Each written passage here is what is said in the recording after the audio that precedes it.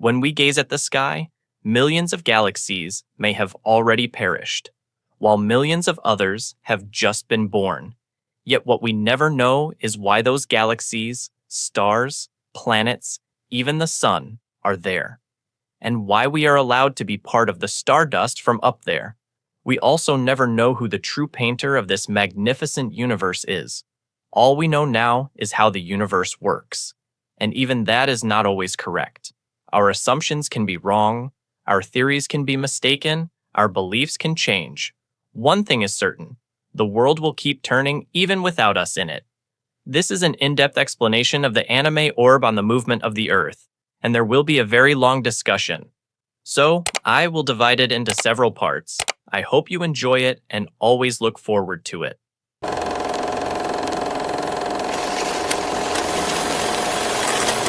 All the stories about us, about the great theories of physics, about deeply rooted religious beliefs, are told in Orb on the Movement of the Earth, a monumental work by Woto that won the 2022 Tezuka Osamu Cultural Prize, showcasing the brilliance of the masterpiece he gifted us.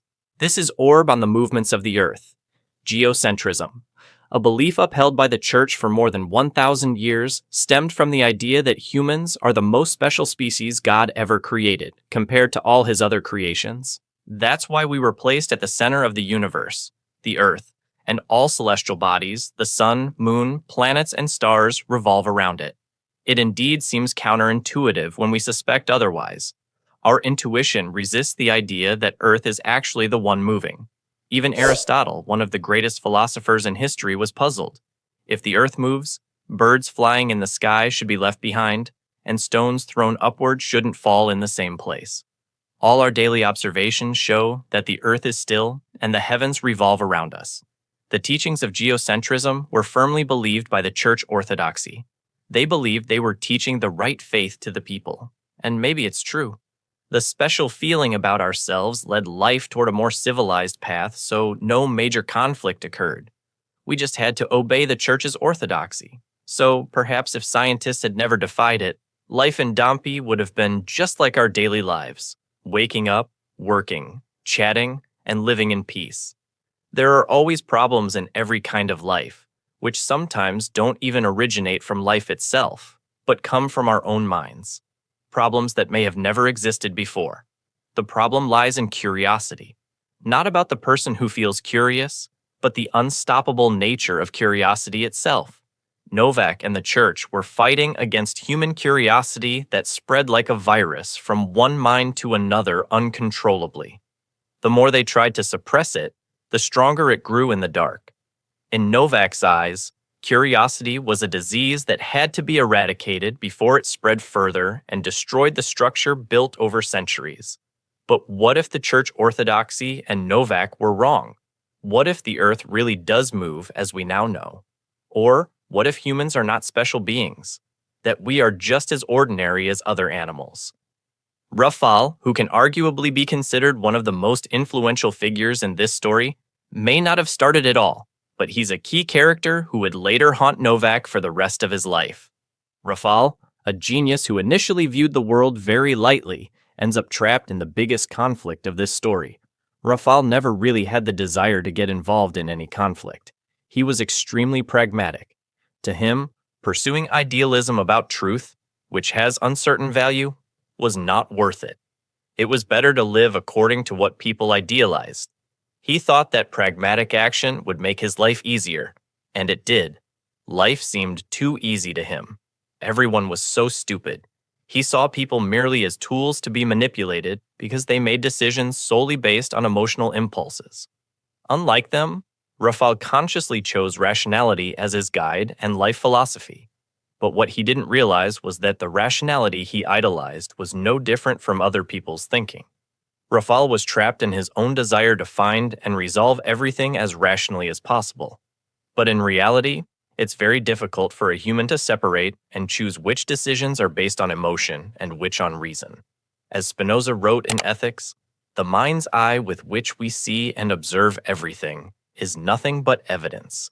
An emotion, which is a desire, ceases to be desire once we form a clear and distinct image of it. Rationality and emotion are not clearly separate. They are interconnected.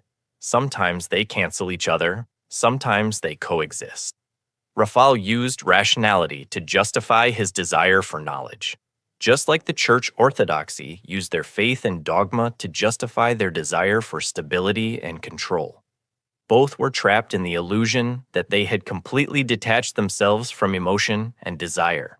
But as shown in the story of Orb, it is precisely emotion and desire that drive them to continuously seek the truth, whether through rationality or dogma.